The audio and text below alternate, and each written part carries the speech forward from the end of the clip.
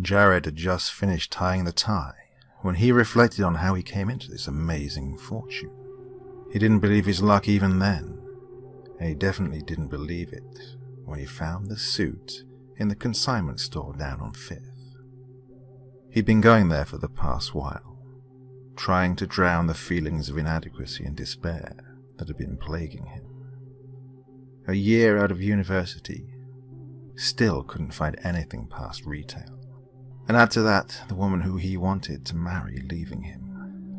It wasn't good. He reflects on how around that time, he'd started thinking about leaving everything behind one day, one way or another. Either by up and leaving this country, or leaving this world through the morgue. Either appealed to him equally. The suit, though. The suit. Sleek, black, slim and practically shiny. Just hanging there in the back row of the back of that old thrift store. The one that constantly smelled like the 1970s, and that looked about as much. He'd been browsing idly, no intention of buying anything. Just trying to see all the neat things that were there while he imagined himself buying something. It might sound odd, but it was comforting in a weird way. And then he saw it, brushing his fingertips along the arm of it, tasting the fabric with his touch. He was struck by how soft and light it all felt. As he looked at it, he imagined himself wearing it. How professional and how great he'd look. Try walking into an interview with that on. That was when he knew he had to have it. He felt it deep in his bones. He glanced at the price tag and cringed. It cost a bunch. Way more than you'd expect from a place like this. Still though, it took him about an hour to get home on transit with the suit. He headed straight home without making any detours. He was that eager to try the suit on for the first time. Getting home at around 5:30 in the evening, he quickly got into his apartment, shut and locked the door, and then practically raced into his bedroom. There was something about this suit. He just had to have it on him. Had to see what it was like. Within minutes, he'd stripped down to his underwear and was then putting the suit on. First, the exceptionally thin, black dress socks. Then the pants that fit him just right. Not too tight or too saggy. The belt with the plain, pure silver buckle. The dress shirt with its barely visible patterns woven into the fabric. The tie with its criss-cross patterns of grey silver bars. And finally, the jacket. Dark, foreboding, intimidating, and impeccably professional. With the suit on, he stood back and looked himself over in the mirror. As he looked on, he felt himself fill up inside with joy and pride. He looked amazing. The suit fit him to a T, and not just that, but vastly enhanced not just his appearance, but he could just feel. There was a vibe he gave off. He also felt how he looked. He wasn't some schmuck who couldn't get a job with his BA, or who got abandoned by the woman he loved more than anything. No, he was a real man. A real piece of work who would grab the world by the horns and make it submit to him instead of the other way round. Anyways, he'd finished trying it on, more or less. So now was the time to take it off, hang it all up, and save it for a special occasion. Unless he couldn't, he found. He just couldn't. This was just too good a suit to have it just hanging in the closet for the next 2 months, or however long it took for him to get a job interview. He had to show it off. really impress the world. Before he knew it, his mind was made up. Yeah, he'd take it out for a night on the town. An hour and a half later, he was strolling down Main Street in the downtown core. The moon was hanging high in the air, with the glitzy and glamorous lights of the street and of the stores aligned along the sidewalks, punctuating the darkness. The sidewalks were abuzz with people of all sorts, from all walks of life. Hippies, business people, students of all age ranges, and more. The city was alive, and Jared loved it.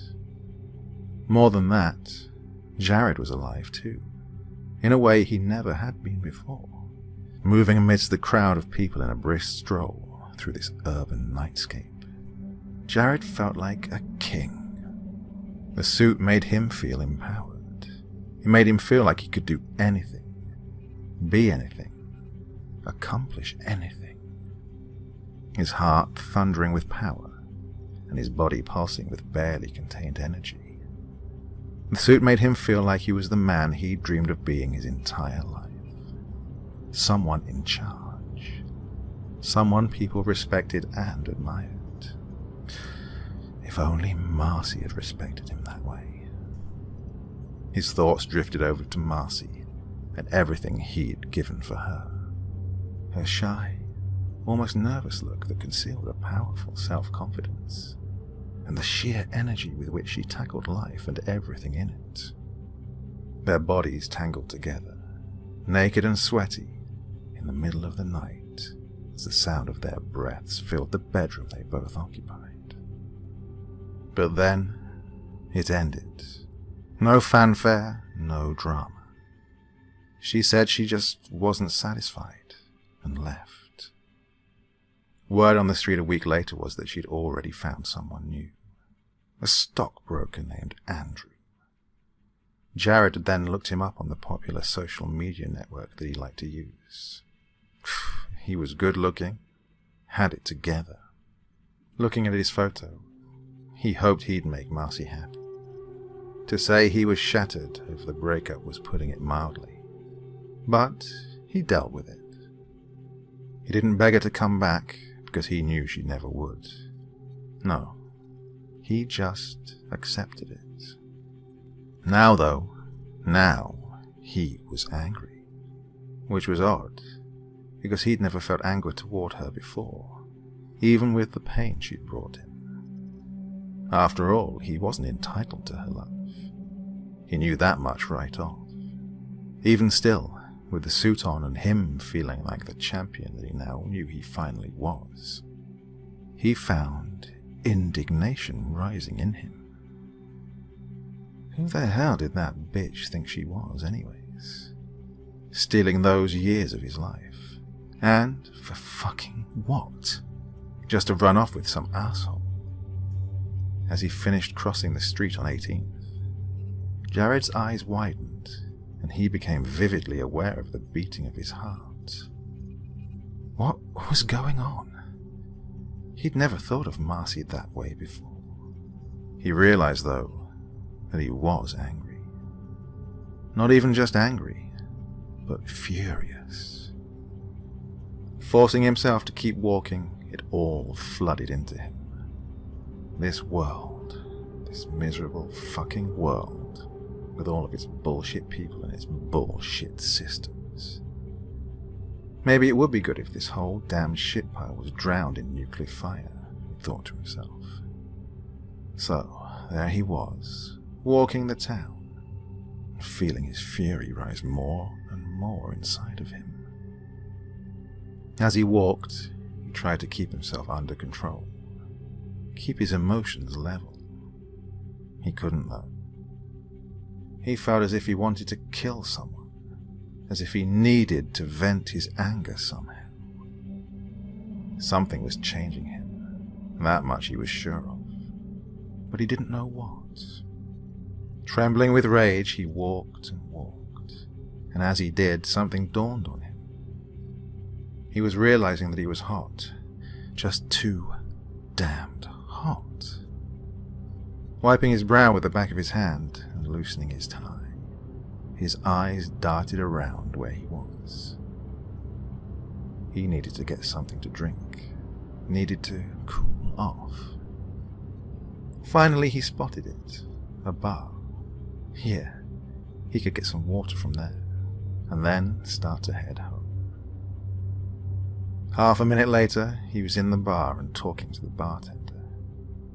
"Hey, could I get some water? I'm fucking parched," Jared rasped, his throat scratchy. The bartender cocked an eyebrow, but after a moment nodded. As Jared waited, he wiped his brow again. This time it was actively damp. He began drumming the wood of the bar with his fingers as he waited for the bartender to get back with his water. As he did so, he realized that he could barely control his anger. Sooner or later, he'd go off on someone. He needed to, he was realizing. As he was starting to worry about this, the bartender got back with a damp glass of water with some ice cubes in it. Jared smiled eagerly, nodded in thanks, and grabbed the glass and began to drink from it. As the cold water hit his tongue, and then raced down his throat in huge, desperate gulps, it was as if Jared's entire body breathed a sigh of relief. That was it, yes, that was it. Just what he needed. His body started to cool down as his throat got more and more lubricated, and, oddly enough, his emotions began to level out too. After another minute or so, the water was gone, and Jared felt himself to be more cooled down and more level. With that, he turned to leave and began to walk toward the exit. As he moved, a person coming into the bar, short, skinny, curly-haired and with a mousy face, with a young woman by his side, blonde hair, early 20s looking, probably the guy's girlfriend, bumped into him, and as he did so, shoved him to the side with his arm. While he did this, he snidely snapped at Jared to watch where he was going before turning to his girlfriend and laughing about it. Jared had felt level, but that changed. He began to think, "You miserable but didn't finish his thought before he deftly reached over to a nearby table, grabbed hold of a wine bottle by its neck, and, as hard and fast as he could, smashed it over the man's head. The glass exploded as it impacted with his head, and the man immediately tumbled forward and then collapsed to the ground in a heap. As Jared stared down at the man's body, he noticed it lay motionless. The woman quickly dropped to her knees and began yelling. Johnny, can you hear me?" Her voice was fraught with fear and despair. She was really scared she might lose him, Jared thought. He didn't stick around to find out for sure, though. By the time half a minute had passed, he was a block and a half down the street, his feet smacking the pavement as he pushed himself to run as hard as he possibly could. Finally, when he was a good distance away, he slowed down, leaning against a wall. Panting hard, he glanced back at the way he'd come, an idiot grin on his face. When he'd started his night on the town, he'd felt alive and he felt like a king. Now, he felt like a god. That miserable piece of fucking garbage, Jared thought to himself. Try to fuck with me, did he? He replayed the events over in his mind and, as he did so, started to giggle wildly. He was so damned happy. He'd never felt like this before. In charge, powerful, dominating. As he soaked up the power and assurance of those feelings, he, oddly, felt his bitterness rise in concert, his eyes casting a wide glance over the people passing him by, back back and forth. He found himself wanting to strangle each and every one of them, and as he did so, he felt something akin to hunger. He needed to do something, to vent his anger, to be the man this suit had made him into. He had no idea what was causing him to change like this, nor would he ever, even when the change had finished its imprinting onto him once and for all. It was hard to describe what he was feeling. It was sheer, raw fury, along with a desire to hurt. Very quickly, Jared had decided he would commit some form of harm tonight. Part of him, a very small part, was begging him not to, as he leaned on the wall, panting. He didn't listen to this, though. He couldn't. He felt the thirst like he'd never had before. Not just that, but that which was changing him was feeling an even stronger thirst, needing to be fed from Jared, and feed it he would. Jared realized what his course of action would be when he saw a certain someone pass him. White button-up shirt tucked into his grey suit pants, cell phone to his ear, grin on his face. It was Andrew, the same Andrew that took Marcy from him. Jared felt rage rise within him, yes, but that wasn't what filled his mind, filled his being. What did fill his mind and being was a singularity of purpose, a conviction even. And before he knew it, he was following Andrew, waiting for the right moment. He followed him for 7 blocks before Andrew, checking his phone and furrowing his brow, ducked into an alleyway. Now, Jared knew this particular alleyway. It was a helpful shortcut to the nearest subway station. Smiling eagerly, Jared followed Andrew into the alleyway. What happened in that alleyway was neither nice or wholesome in its description. What is worth noting is that Andrew never noticed Jared until it was too late, and that he never even had a chance to scream. Jared was on him so fast. The punches eventually landed with thick, wet smacks to Andrew's face. And finally, for the coup de grace, Andrew's skull split open like a ripe melon, with a satisfying crack as Jared smashed it into the cement ground, over and over, as hard as he could. Andrew's brains collapsed out onto the ground beneath him, resting now in a pool of thick, dark blood. As for Jared, well, he was panting hard, his heart pounding massively with sheer excitement and joy.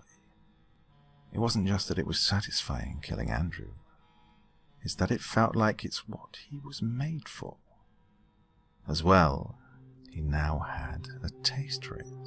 He had a taste of he knew not what, but a kind of high that he knew he would need again and again. This would be repeated, he was sure. What he didn't know is that it would happen again because what had changed him, what had been changing him this entire night, had now been fed, and would feed again. As he stood up, the front of his suit was stained all over with blood. Nonetheless, this didn't bother him. He began to move toward the exit of the alleyway. As he stepped out into the street, there wasn't a speck of blood on him. Not one. He got home after about an hour. He stripped off his clothes, got into bed, and slept the best sleep he'd had in years. As he drifted off into dreams, he knew, deep down, that he'd wear the suit again. He had to. He didn't have a choice in the matter. He was even a tiny bit aware of that. Then the day would come when it would need to feed again, and he would feed it. Oh, how he would feed it. In exchange, he would feel like the god he knew he was always meant to be.